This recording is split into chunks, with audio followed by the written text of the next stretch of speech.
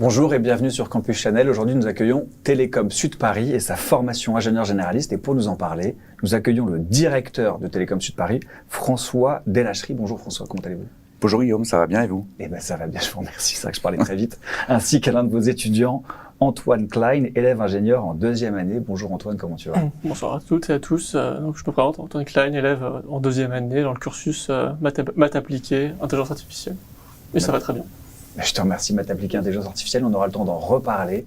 Mais avant cela, on commence avec le pitch.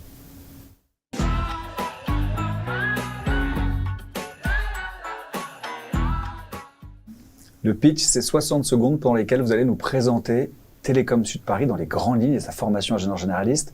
Est-ce que vous êtes prêt, François? Oui. Alors, je vous écoute. Alors, notre priorité à Télécom Sud Paris, c'est l'excellence académique. C'est pour ça que nous recrutons les meilleurs enseignants-chercheurs de classe internationale qui appartiennent à l'Institut Polytechnique de Paris et qui forment les étudiants et qui transfèrent leur savoir aux étudiants sur leurs 6 domaines de compétences. L'excellence académique, c'est également développer les talents de nos étudiants et c'est pour ça que nous accordons beaucoup d'importance au développement de leurs soft skills. L'excellence académique, c'est aussi permettre à nos étudiants de comprendre ce qu'est l'entrepreneuriat. Et pour cela, nous mettons à leur disposition un incubateur qui est un des plus beaux incubateurs de France qui se situe sur le campus. L'excellence académique, on peut dire aussi aujourd'hui que c'est donner la possibilité à nos étudiants d'avoir une carrière internationale. C'est pour ça que nous leur offrons la possibilité de faire un double diplôme à l'étranger et c'est également pour ça que nous entretenons une centaine de relations avec les meilleures universités mondiales. Enfin, l'excellence académique, c'est donner les meilleures conditions d'apprentissage possibles aux étudiants. C'est pour ça que dès la première année, nous les accueillons sur le campus, nous les logeons et nous leur permettons de bénéficier d'un campus d'exception où ils pourront profiter d'une 60aine d'associations étudiantes dans le domaine du sport, de l'art et dans tout un tas d'autres domaines. Nous faisons tout cela pour l'excellence académique à Télécom Sud Paris. Merci François. L'excellence académique. Et avant cela, peut-être, parlons de l'ingénieur généraliste, puisque à Télécom Sud Paris, c'est un ingénieur généraliste positionné sur les thématiques du numérique. Est-ce qu'on est généraliste ou est-ce qu'on est spécialisé, François? Alors les deux.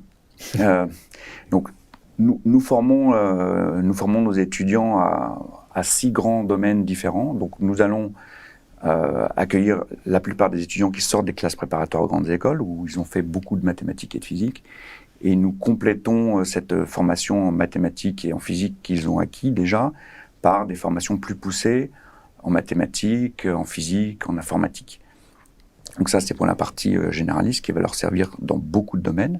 Et également, nous les spécialisons à partir de la 2e année dans des domaines qu'ils auront choisis. Donc, Antoine pourra en parler, le domaine de l'intelligence artificielle, nous les formons à la cybersécurité, nous les formons de plus en plus à la santé numérique.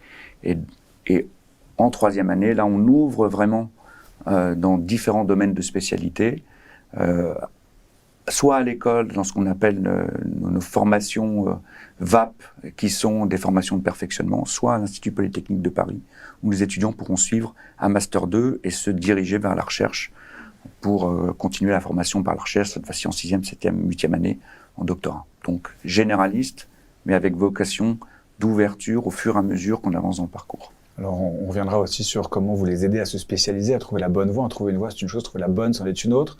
Antoine, comment savoir si on est fait pour Télécom Sud Paris? Pourquoi est-ce que tu as fait le choix de cette école? Alors, moi, je la vois vraiment comme une école à multicasquettes, ce qui fait que ça commence par un tronc commun généraliste, donc on saute pas dans l'aventure. On a beaucoup de sécurité, on a plusieurs ouvertures, on peut encore se laisser du choix. Et c'est ça qui, en particulier, m'a attiré quand j'étais moi-même encore en prépa. C'est que, en plus, c'était le début de la période Covid, donc j'avais pas mal d'incertitudes. Je me suis dit, tentons quelque chose qui me laisse les opportunités plus tard de mieux trancher. Donc c'est comme ça que j'ai intégré l'école. Et donc après, pour une piste de réflexion par rapport à comment trouver la bonne voie, c'est ce côté multicasquette et multidisciplinaire. Hein, François l'a déjà évoqué. Il y a à la fois les cours, mais pour se chercher, il y a tout ce qui est en dehors des cours. Et ça, c'est quelque chose dont on met l'accent dans la formation, puisqu'on a des modules donc, dirigés par l'école qui nous demandent de développer nos soft skills, de les mettre en pratique au quotidien. Et donc, beaucoup d'étudiants trouvent leur voie comme ça. Le couplage entre les cours, l'expertise, et le quotidien, l'action concrète. Joindre l'utile à l'agréable et essayer Exactement. ensuite de tirer des conclusions. Comment est-ce que vous définiriez vos étudiants et qu'est-ce que vous attendez d'eux, François? Alors, comment je définis les étudiants? Déjà, ils sont très créatifs. C'est ça le plaisir d'être directeur d'une école d'ingénieurs comme ça. C'est qu'ils font preuve d'un enthousiasme absolument incroyable. Et ça, j'ai pu le constater, y compris pendant la crise sanitaire où on a fait tout ce qu'on pouvait pour leur rendre la vie la plus agréable possible malgré les contraintes. Ils ont un enthousiasme absolument incroyable. Donc ils s'investissent dans leurs projets pédagogiques. Donc on les fait travailler en équipe et il faut venir voir ce que c'est que des étudiants Télécom Sud Paris qui pitchent pour présenter soit leur projet d'entrepreneuriat, soit leur projet de recherche, soit leur projet autour de la transition écologique. Ça, c'est absolument formidable. Et à Télécom Sud Paris en particulier, c'est donc cette partie pédagogique qui est équilibrée avec la partie associative. On a des étudiants qui organisent un des plus grands tournois de tennis français, qui fait partie du circuit national des grands tournois. On a des étudiants qui organisent des cours de danse. Enfin, on a vraiment tout sur le campus. On a un fusionnement complet. Donc, pour moi, ce que je retiens, c'est enthousiasme, créativité, engagement, dynamisme, respect de... Alors, ce que j'attends d'eux, c'est qu'ils restent enthousiastes, qu'ils s'investissent dans leur apprentissage, et puis qu'ils aussi se posent des questions sur le rôle qu'eux vont devoir jouer dans la société. Alors il y a un rôle particulièrement important aujourd'hui, c'est la transition écologique. Donc à Télécom Sud Paris, nous formons par exemple des ingénieurs du numérique responsables. Et donc c'est ça qu'on attend, c'est investissez-vous pédagogiquement, essayez de comprendre comment vous allez contribuer à la société, et surtout, ayez une vie équilibrée, équilibrez votre travail et votre vie personnelle. C'est tout ça qu'on donne aux étudiants à Télécom Sud Paris. Alors cette notion d'ingénieur responsable aussi, pareil, je vais avoir des questions dessus, parce que c'est vrai que ça fait partie de vos spécificités. Antoine, alors moi j'aime bien, pas opposer forcément les points de vue, mais les avoir en complémentarité. On a vu l'avis d'un directeur sur ses étudiants, sur ses élèves. Quel est ton regard sur tes camarades de promo? Comment tu définirais tes potes d'une certaine manière? Alors déjà, une grande variété. D'une part parce que le recrutement est national et avec des étudiants internationaux, ce qui fait qu'en fait on a tous une mission commune mais on ne se ressent pas forcément individuellement. Et ça trouve aussi ses marques dans l'engagement dans nos projets. Certains sont engagés dans développer le réseau sur le campus, d'autres sur les arts, d'autres sur le sport, d'autres sur le social. Donc en fait, on a un tronc commun d'engagement, une volonté d'agir pour le plus grand nombre, mais nos actions sont différentes. Ça, c'est au point de vue, je dirais, personnel. Après, c'est un point que soulignait François aussi, c'est la singularité des parcours. Parce que quand on arrive dans l'école, vu que plein de portes sont ouvertes, certains se tournent vers un domaine plutôt recherche, donc vouloir vraiment foncer dans l'académie, et il y a de quoi faire dans l'école. Et d'autres veulent plutôt être dans la filière entrepreneuriat, se lancer, créer des choses, ou alors directement se projeter dans le monde professionnel. Donc en fait, on arrive avec des bases solides, avec des histoires différentes de différents territoires, ce qui trouve des marques sur le campus par des engagements différents, mais finalement, après, chacun trouve sa voie et diffère. Quel conseil, on est un peu dans la période des admissibles, là, des admissibilités, les oraux vont arriver. Quel conseil tu pourrais donner aux admissibles cette année pour se préparer à l'épreuve d'entretien de personnalité? Alors là, il va vraiment falloir trouver du sens et aussi essayer de vous trouver une personnalité. Justement, vu que l'école attend tout au long de sa formation de se trouver, de se questionner, de se remettre en cause, je pense qu'une des meilleures préparations pour arriver lors de cette épreuve, c'est vraiment de s'introspecter, de se poser des questions soi-même. Qui suis-je? Qu'est-ce que je veux faire? Et aussi peut-être quelle est ma singularité? Qu'est-ce que j'ai de plus ou de différent par rapport à d'autres candidats? Je pense que c'est vraiment un impact lors des oraux. François, je voyais acquiescer, je sais que vous faites partie aussi des jurys. On va peut-être avoir l'envers du décor. Dites-nous tout. Est-ce que d'abord tout ce que vient de dire Antoine, c'est pertinent? Et puis est-ce que vous pourriez rajouter d'autres éléments? Alors oui, j'ai tenu à faire partie du jury sur une seule journée, ne serait-ce que pour voir quel est l'état d'esprit des étudiants qui passent ce concours. C'est hyper important pour nous. Conseil que je peux leur donner, surtout reposez-vous.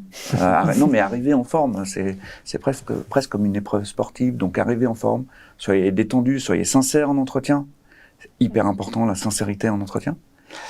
Et surtout, posez-vous la question, pourquoi je veux faire cette école? Qu'est-ce que je veux faire dans la vie? Et comment je vais utiliser ce que je vais apprendre à l'école pour contribuer positivement à la société?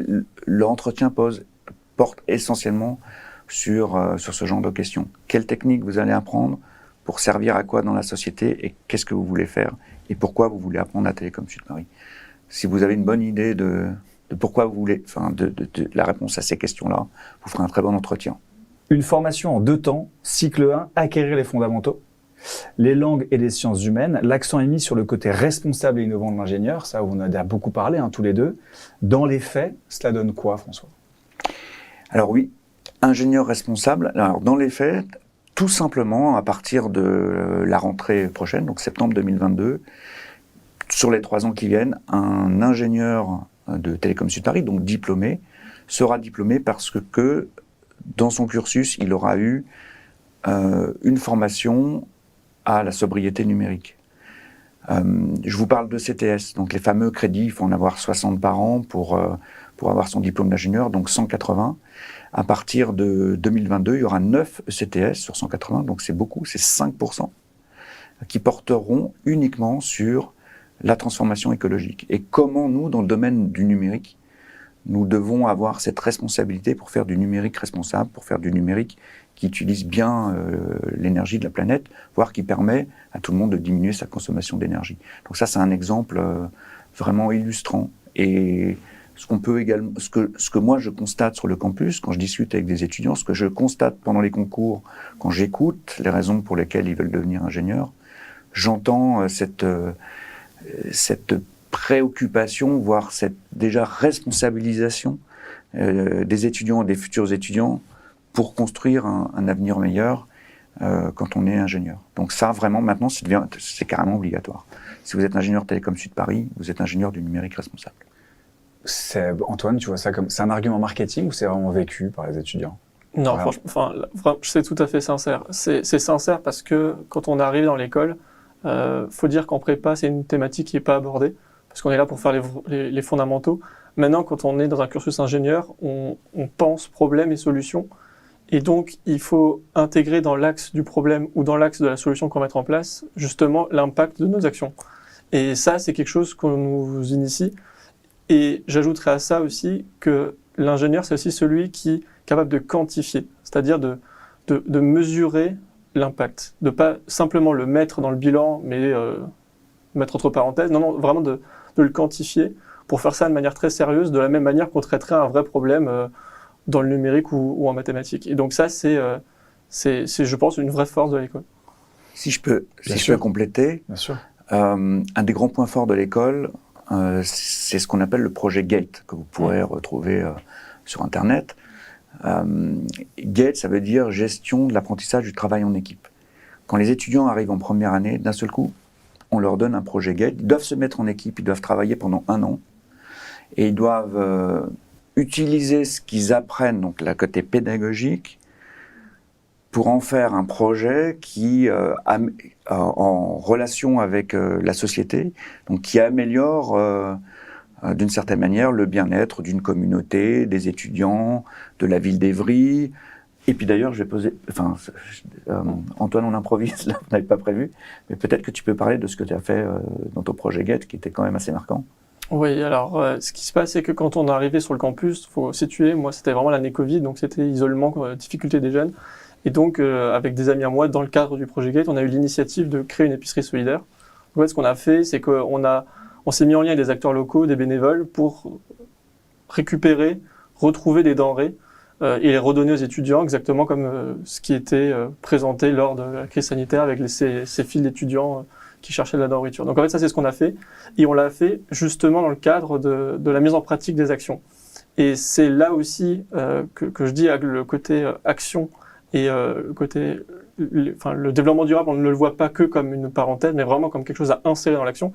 C'est que beaucoup de projets, qu'ils soient techniques ou sociaux, comme ça a été le cas pour moi, ont intégré la version soit du social, soit de l'écologie dans la mise en pratique du projet. Et ça, c'est quelque chose de très important parce que je pense, et l'école pense exactement pareil, que l'avenir de l'ingénieur, c'est ça, c'est d'intégrer de plus en plus de problématiques dans sa solution. Et donc pour ça, il faut commencer à petite échelle, par des petits projets, et c'est exactement ça l'objectif du projet Gate. Petit projet, c'est pas un petit projet, hein, c'est déjà pas mal de créer. Oui, mais Antoine est très modeste. Oui, c'est ça. Oui, Regardez ce qu'il a fait. Clairement, c'est assez, si on avait tous fait la même chose pendant cette crise, ce serait d'autant mieux, je pense. Cycle 2, donc ça c'était pour le cycle 1, j'étais surpris parce que vous intégriez, on parlait de sciences humaines, et je me disais, tiens, dans quelle mesure est-ce que c'est vraiment humain ou pas, et là, au moins les actions parlent. Construire son parcours individualisé en 3 temps pour le cycle 2. Espace de découverte, premier pas vers l'expertise et les voies d'approfondissement. Donc c'est les 3 temps que je viens de citer. Peux-tu m'expliquer comment ces 3 temps te permettent d'individualiser ton parcours?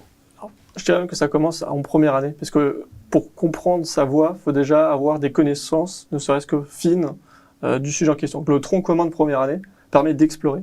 Donc après l'exploration de première année, on a des choix à faire pour supprimer quelques modules que l'on n'aurait pas particulièrement aimé en première année ou qu'on ne voudrait pas poursuivre.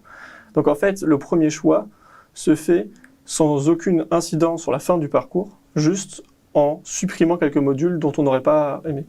De ce second choix qui est plus petit, après on approfondit, on commence à creuser le détail, on se dit quelles sont les vraies problématiques, quels sont les détails, et c'est là en général que les vocations se font. Et c'est en début de deuxième année que ces choix-là s'opèrent, et c'est là aussi où le milieu associatif, souvent, l'engagement devient très fort. Donc quand on couple l'engagement fort à côté, plus le fait de creuser les cours, souvent là on a une idée très précise de ce qu'on veut faire. Et en fait, le troisième choix qui va se confronter à nous, c'est la bifurcation entre le monde académique vers la recherche ou le monde, je dirais, tourné vers l'ingénieur, vers le métier professionnalisant. Et donc là, c'est un troisième choix qui s'opère et qui, d'ailleurs, est une singularité de l'école, d'offrir cette possibilité recherche/monde professionnel. Et donc ça, c'est quelque chose qui m'a travaillé l'esprit, c'est justement ce que je discutais.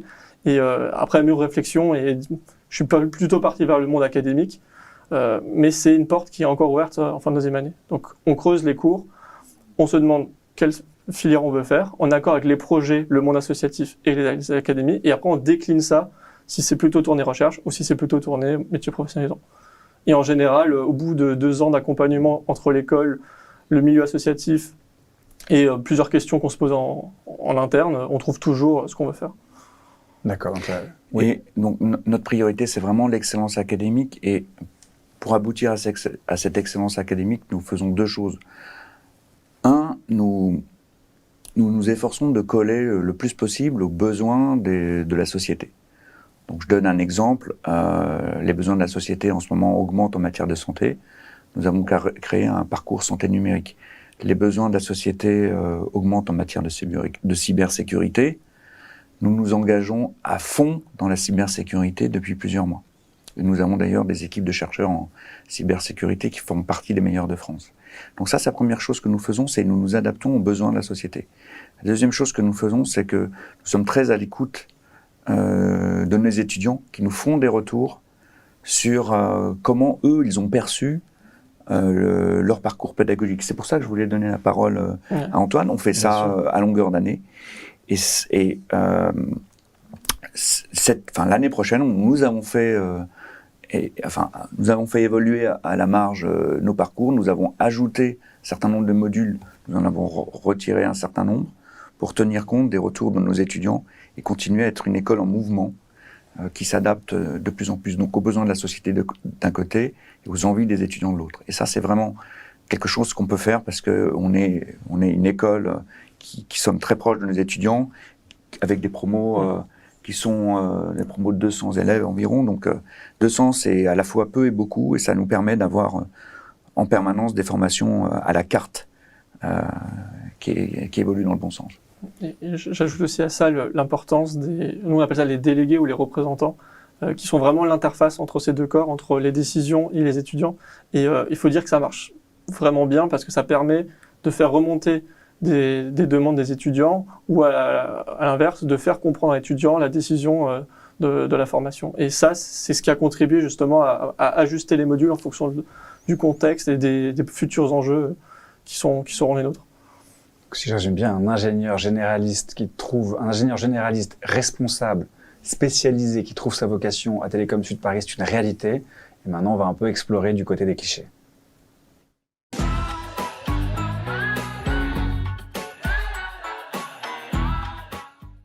Les clichés, c'est un petit peu ces idées préconçues qu'on peut avoir sur les choses, et ce serait intéressant d'avoir les idées préconçues qu'on peut avoir sur Télécom Sud Paris. Antoine, je m'adresse directement à toi. Quel est le premier cliché qui te vient à l'esprit lorsque j'évoque ton école ou ta formation? Alors moi, la première idée répandue, c'est sa localisation. Le fait que ça se passe donc à Évry. Donc Évry, beaucoup le voient comme une ville qui est finalement assez loin de Paris, ce qui est en soi vrai. Mais le revers de la médaille, c'est que l'isolement géographique renforce énormément le campus. C'est-à-dire que on loge sur le campus, on mange sur le campus, on travaille, on fait nos engagements, lesquels on a évoqué précédemment, sur le même campus. Donc en fait, c'est une sorte de sphère où on s'épanouit pleinement du matin jusqu'au soir. Et ça, c'est, je pense, rendu possible aussi parce que on est très tourné vers nous-mêmes. Donc finalement, on connaît tout le monde à la fin de la promotion. Donc en fait, ce cliché renforce les liens entre les étudiants. Donc finalement, c'est presque une force.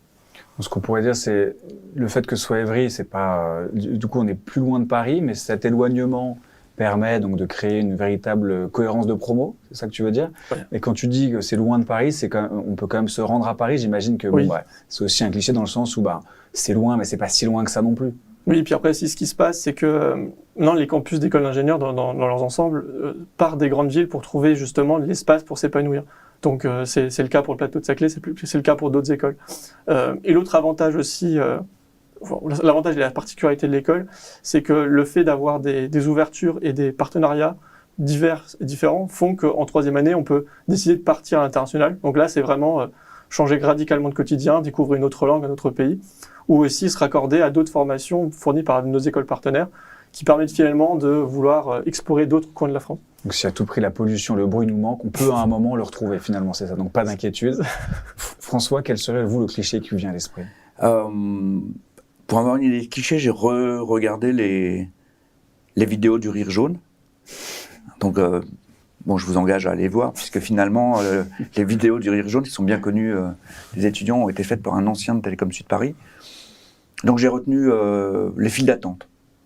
Donc à Télécom Sud Paris, on ferait des cours complètement ésotériques dans le domaine des réseaux, sur les files d'attente. On va faire que des trucs comme ça. Donc oui, il y a des cours sur les files d'attente. Bon, c'est quand même une toute petite partie du cursus. Oui, les cours sur les files d'attente, ça peut être vachement intéressant. Et non, c'est pas vrai. Enfin, à Télécom Sud Paris, les cours sont vraiment passionnants. Et je peux en parler parce que de temps en temps, à la pause, je vais dans un cours au hasard, je débarque dans un amphi et je regarde ce qui est enseigné. Et ça donne vraiment envie d'être étudiant. Donc, ouais, par exemple, les cours sur l'intelligence artificielle appliquée à la médecine, c'est des cours super sympas. Comment on va guider le geste de main d'un chirurgien à l'intérieur du cerveau grâce à l'intelligence artificielle. C'est des choses qu'on fait qui correspondent à des projets de recherche. C'est des choses vachement sympas. Donc, c'est pas vraiment ésotérique. Télécom Sud Paris, c'est vraiment une école du numérique d'usage. C'est ça qu'il faut comprendre. Et voilà, donc les files d'attente, c'était un peu un cliché, quoi. Parfait. Une des particularités qu'on n'a pas encore abordées, ce sont les 15 M2 de IP Paris lors du 3e temps du cycle. Antoine, je sais que tu me disais vraiment, voilà, c'est très important, c'est une vraie valeur ajoutée. Est-ce que tu peux nous expliquer pourquoi c'est une valeur ajoutée pour un étudiant? Alors ça, c'est à replacer dans le positionnement de l'école. Donc l'école, elle est en fait à l'interface entre deux groupements d'écoles d'ingénieurs. D'un côté, les écoles IMT, donc tournées vers le numérique, et de l'autre côté, l'école fondatrice de l'IP Paris. Et ça, c'est un groupement très tourné vers la recherche, le fondamental, et effectivement une très grande exigence au niveau du recrutement. Et le fait qu'on soit à l'interface entre les deux, fait que justement qu'en troisième année, on peut partir, découvrir d'autres écoles, d'autres cursus, pour compléter la formation que l'on aurait eu les 2 premières années. Et donc, en particulier pour les 14 ou 15 M2 en lien avec l'IP Paris, ça permet justement de faire la bifurcation vers la recherche. Donc là, c'est pour les étudiants qui voudraient être plus qu'experts parce qu'ils tendent à faire une thèse, donc vers un projet de recherche. Et ça, c'est une opportunité, je trouve vraiment en or de l'école parce que vu la qualité du M2 en question, parce qu'on est quand même sur le plateau de Saclay avec des grands noms d'autres écoles d'ingénieurs, voilà, pouvoir intégrer, c'est quelque chose je pense vraiment d'incroyable. Peut-être vous voulez compléter, François, non? Ça vaut tout enfin, Si tout a été dit, je confirme ce que dit, Très bien. ce que dit Antoine. L'excellence académique, en fait, l'idée, c'est d'avoir... Enfin, tous nos enseignants sont des chercheurs à l'école, mais ça a toujours été le cas, et on a toujours eu un laboratoire. Alors, finalement, le laboratoire, c'est un tout qui regroupe tous les enseignants-chercheurs de l'école, de très très haut niveau. Le fait d'avoir poursuivi cette aventure de très haut niveau avec IP Paris, ça nous a permis d'étendre la surface de contact de nos enseignants-chercheurs avec tous les enseignants-chercheurs des autres écoles d'IP Paris. Et ça d'une certaine manière, cette augmentation de la qualité académique de notre laboratoire, rendue possible grâce à cette coopération, se transfère vers les étudiants au travers de toutes les formations maintenant auxquelles ils ont accès depuis l'Institut Polytechnique de Paris et auxquelles ils n'avaient pas accès auparavant. Donc ça, c'est vraiment un plus fondamental pour l'école. Une synergie d'excellence, finalement. Synergie d'excellence, oui. 130 parcours à l'international et des doubles diplômes dans des universités partenaires prestigieuses, on en avait parlé dans le pitch. Comment est-ce que les étudiants sont sélectionnés et comment est-ce que vous les accompagnez lors des différents déplacements? Parce que j'imagine que certains échanges sont à l'autre bout du monde et il faut quand même réussir pareil. Alors on vous parlait d'être logé sur le campus, là. Est-ce que vous les aidez à se loger aussi à l'international? Il y a 2 questions, je vous écoute. Ouais, alors, déjà, nous communiquons vers la première phase et nous communiquons vers les étudiants la chance que c'est de pouvoir faire une partie de son parcours à l'international. Ça, c'est la première chose. Donc, c'est fait par notre direction. Donc, nous avons une direction de relations internationales qui organise cette communication, les allers-retours avec les étudiants. Ensuite, une fois que nous avons des étudiants qui souhaitent aller faire un double diplôme à l'étranger, ça repose sur l'étudiant. C'est-à-dire que c'est à l'étudiant de démontrer à l'université qui peut être en Scandinavie, aux Amériques, en Asie, de dire moi je postule, j'ai tel niveau, je viens de telle école Télécom Sud Paris, je vous explique pourquoi je vais réussir mon double diplôme chez vous. Et en général, les étudiants arrivent à convaincre cette université qu'ils sont un bon candidat. Ils arrivent d'autant plus qu'on les aide. Et donc là, c'est là aussi qu'intervient notre direction de la formation, notre direction de l'international. C'est qu'on leur donne tous les moyens de pouvoir convaincre l'université, de pouvoir trouver un logement, de pouvoir trouver un financement, parce que nous leur accordons des bourses d'échange à l'international, et finalement nous leur donnons toutes les bonnes conditions pour qu'ils puissent réussir ce double diplôme. Quelle est la proportion d'ingénieurs, Antoine? Ingénieurs, quelle est la proportion? Un cliché qu'on n'a pas exploité, c'est les élèves ingénieurs sont tous des garçons, des hommes, et il y a très peu de femmes. Est-ce que c'est le cas à Télécom Sud Paris, ou est-ce qu'au contraire, on voyait une tendance, ça évolue vers... Alors, pour être totalement honnête, la proportion est autour de 25-30%, si je ne me trompe pas, ce qui, de ma simple expérience, est plus grande que ma prépa. C'est-à-dire que nécessairement quand... Il y a un mieux. Non, mais j'étais presque étonné de ça, dans la manière... Si une école recrute sur concours, elle ne peut être que le reflet des candidats qui postulent au concours. Ça paraît du bon sens. Et justement, le numérique est une discipline qui ne rebute pas les ingénieurs, ce qui fait qu'au final, il y a une surreprésentation rapportée aux candidats de ces mêmes concours dans notre écoles. Parfait, c'était... Je complète ce que dit Antoine. C'est vrai que les chiffres sont aux alentours de 25%. Moi, en tant que directeur d'école, j'aimerais porter ça au-delà de 30%. Donc pour ça, il faut attirer les classes préparatoires, c'est moins de 30% la proportion. Donc pour ça, il faut attirer des jeunes femmes vers Télécom Sud Paris, vers les métiers du numérique. Et c'est pour ça que nous développons des parcours particuliers. Donc le parcours santé, nous savons nous observons d'ailleurs dans le parcours santé, pour le coup, qu'il y a que 50% de jeunes étudiantes, 50% de jeunes étudiants. Donc on arrive à parité le parcours santé, le parcours environnement. Donc c'est un nouveau parcours que nous avons développé cette année, qui sera effectif à partir de septembre.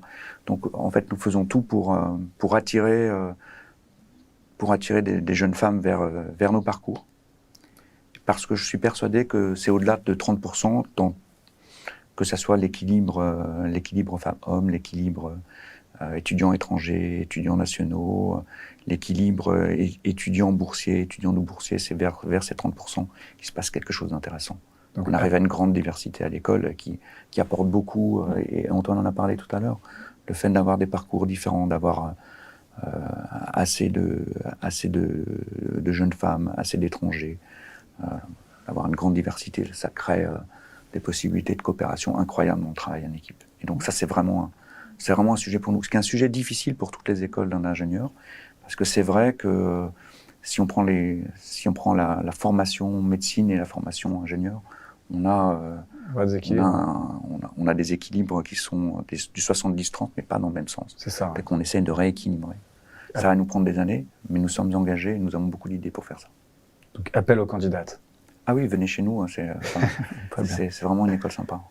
Comment est-ce que on t'aide, Antoine, alors c'est peut-être un peu tôt, je sais pas, en fin de deuxième année de te poser cette question-là, mais comment l'école va t'aider à t'insérer dans le monde du travail? En fait, elle a déjà commencé parce que, donc évidemment, à côté de l'engagement et de l'académie, il y a aussi la question des stages. Donc c'est pour moi la première insertion dans le monde professionnel. Donc il y a un stage de première année obligatoire, lequel permet de découvrir mon entreprise et d'y apporter une première pierre. Donc ça a été le cas du stage de première année. Le stage de deuxième année, il est aussi, on incite à ce que ce soit fait sans contrainte. Et le stage de troisième année, c'est là la véritable insertion, parce que c'est un stage de fin d'études, donc 6 mois en général, dans lequel on est incité à chercher une entreprise dans laquelle on se verrait plus tard, sans contrainte évidemment de finir là-dedans. Donc pour que tout ça soit rendu possible, il y a différents forums qui sont organisés sur le campus, certains organisés par l'école directement, donc qui ramènent les entreprises partenaires, les différents acteurs, qu'ils soient locaux ou nationaux. Et il y a aussi quelque chose d'assez singulier, c'est que les étudiants eux-mêmes, par leur propre initiative, arrivent à faire un réseau, que ce soit par les alumni ou que ce soit par des contacts ou par la représentation, de faire venir des entreprises souvent différentes de celles que font venir les écoles. Donc on a une complémentarité d'offres et c'est comme ça qu'on trouve son stage. Moi, par exemple, en première année, j'avais eu mon stage directement par une entreprise partenaire de l'école qui m'avait sélectionné en disant qu'il voulait voir ce qu'était un étudiant en première année à Télécom Sud Paris, et ça s'était très bien passé. Parfaitement clair. 3e B2 de France. Comment fonctionne ce classement? C'est à la taille des soirées? C'est la taille du campus? Dis-moi tout, Antoine. Alors, je pense qu'il y a 2 aspects. Le premier aspect, c'est que le classement se fait sur le volume et, il me semble, sur le budget qui lui est alloué annuellement. Donc je crois que c'est sur ça qu'est basé le BDE, le classement du BDE, et en ce sens-là, effectivement, notre BDE est très important. Pour donner un titre de comparaison, peut-être ça parlera pour ceux qui nous regardent, le B2, nous, c'est une liste de 45 élèves. Donc, c'est quand même un bureau constitué énorme. Entreprise. Ouais, c'est vraiment une mini-entreprise. Et surtout, c'est que, nous on appelle ça une liste. Donc, c'est un groupe d'étudiants qui s'engagent mutuellement pour candidater au BDE.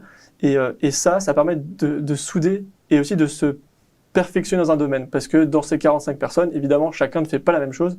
Donc chacun se spécialise et trouve vraiment des actions, ils deviennent bons, ils deviennent véritablement bons.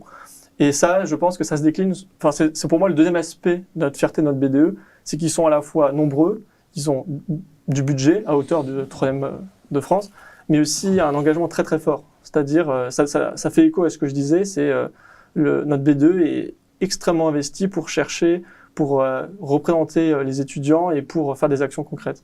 Donc je pense que c'est ça qui fait que finalement, on est effectivement 3e de France. On parlait aussi du foisonnement des associations, je crois que c'était une 60aine. Hein. Comment l'école t'aide à gérer ton emploi du temps entre la vie associative et les cours? Est-ce que vraiment il y a une place dédiée à la vie associative? Ou est-ce qu'il faut se frayer un chemin et imposer sa vie associative et après les cours forcément viennent se greffer naturellement? Alors, la meilleure réponse à ça, c'est l'idée d'être logé sur le campus. En fait, pour moi, rien n'est possible. L'engagement ne peut pas être fort si on est trop loin du campus ou si on est trop détaché. Le fait qu'on soit tous au même endroit, qu'on se connaisse tous et qu'on partage notre quotidien parce qu'on est à 50 mètres du campus, ça rend possible toute action. Bon, dit ça, ça veut dire... maintenant, c'est à chacun de trouver son propre équilibre. L'école nous donne quand même... et nous suggère même de s'engager, d'une part parce qu'on a le projet GATE de première année, donc c'est un module qu'il nous faut valider, qui nous demande d'agir concrètement. Donc ça, c'est déjà une première incitation. La deuxième incitation, c'est que comme beaucoup d'autres écoles d'ingénieurs, nous n'avons pas cours le jeudi après-midi. Donc le jeudi après-midi n'est pas dédié à l'académie, mais il est dédié à l'engagement. Donc on a effectivement une plage horaire où on peut faire ces projets-là. Et après, ça paraît assez naturel en sortant de prépa de vouloir consacrer un peu plus de temps vers l'engagement parce que, là encore pour ceux qui nous écoutent, la vie en ingénierie, c'est quand même moins intense que la vie en prépa. Donc souvent, en fait, on se donne nous-mêmes des missions, on se donne des engagements parce qu'on y prend plaisir tout simplement. Et donc finalement, en fait, on fait à peu près les mêmes journées, si on le souhaite, qu'en prépa, sauf qu'on fait ce qu'on aime, par la différence par rapport à la prépa. Donc ça se passe très bien. Et puis d'ailleurs, ceux qui sont très engagés ne sont pas forcément ceux qui réussissent le moins.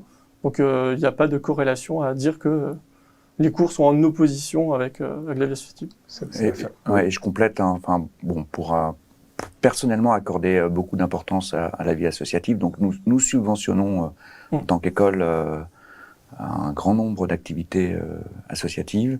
Si en plus j'arrive à savoir ceux qui ont été impliqués dans le B2 ou dans la vie associative, c'est vraiment ceux-là que je veux parce que, franchement, ils mènent organiser des méga soirées, organiser un tournoi de tennis de niveau national. Tout ce qu'ils organisent en fait en tant qu'association, c'est déjà des mini-entreprises. Oui, ils ont déjà des grandes responsabilités.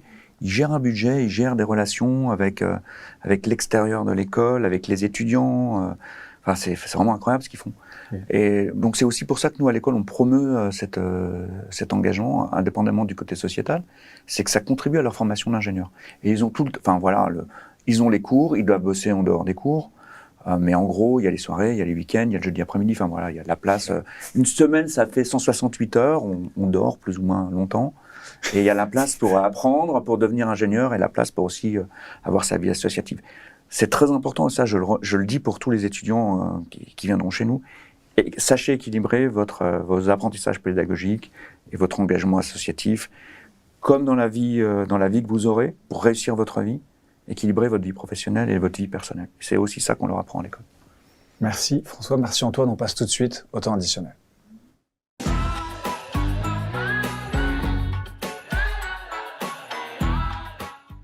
Le temps additionnel, c'est un peu la conclusion de cette émission, à savoir des points qu'on aurait abordés et que vous souhaitez vraiment souligner, ou des points qu'on n'a pas encore abordés et sur lesquels vous souhaitez mettre la lumière. Une question que je pose traditionnellement, c'est de décrire l'expérience en 3 mots. Donc, si jamais tu es en cours d'inspiration, Antoine, tu peux tout à fait décrire ton expérience à Télécom Sud Paris en 3 mots. Et sinon, je te laisse libre choix de ta conclusion. Quelle est-elle? Je t'écoute. Alors, en 3 mots, riche déjà, parce que j'ai fait énormément de choses en ces 2 ans, bientôt. Enrichissante, parce que j'ai appris énormément de choses, à la fois sur moi et juste sur le technique. Donc la dualité qu'on a longtemps évoquée, et fort en émotion. C'est-à-dire que j'ai eu des moments qui probablement me suivront toute ma vie. Alors là, effectivement, plus sur le domaine de l'engagement, notamment quand j'ai fait l'épicerie, j'ai croisé des situations que je pense que je n'aurais jamais croisées sinon. Et il faut dire que ça m'a véritablement marqué. Donc c'est ça qui, moi, je trouve le plus important, c'est le côté multicasquette. J'ai fait diverses choses en complémentarité et chaque chose a été extrêmement forte. Fort en émotion, ça pourrait être les 3 mots. Ouais, fort en émotion. Parfait. François? 3 mots, ce qui me vient à l'esprit, donc c'est excellence. L'excellence de nos formations et l'excellence de nos étudiants. Nos étudiants sont vraiment excellents. Ils sont déjà très bons en arrivant, puis en sortant, ils sont vraiment excellents. Donc excellence. La variété. Antoine a dit richesse, moi je pense à la variété. La variété des parcours académiques, la variété des activités sur le campus, la variété des expériences sur les 3 ans de vie étudiante. Donc excellence, variété et dynamisme. Dynamisme parce que déjà une école d'ingénieur c'est un moment où on apprend, c'est un moment où on est jeune, donc on fait preuve de dynamisme. Mais je trouve qu'on a la chance d'avoir un campus et des conditions de travail qui permettent à nos étudiants qui sont déjà dynamiques de l'être encore plus. C'est comme ça que je le vois, moi, en tant que directeur. Quand je viens tous les jours, les mots qui me viennent à l'esprit, c'est ça. Donc, venez sur notre... réussissez le concours, venez sur notre campus et vérifiez ce que je vous dis, c'est ça. C'est ce qui me vient à l'esprit, ouais. Parfait. Merci François. Merci Antoine d'avoir tous les deux répondu à toutes mes questions. Donc il y avait de l'enrichissement, il y avait de la richesse, il y avait de la force en émotion, c'est ce que je cherchais. Et puis après l'excellence académique, la variété, le dynamisme. Si ce programme vous donne envie, c'est à Télécom Sud Paris et sa formation ingénieur généraliste. Merci d'avoir regardé Campus Channel et je vous dis à très bientôt.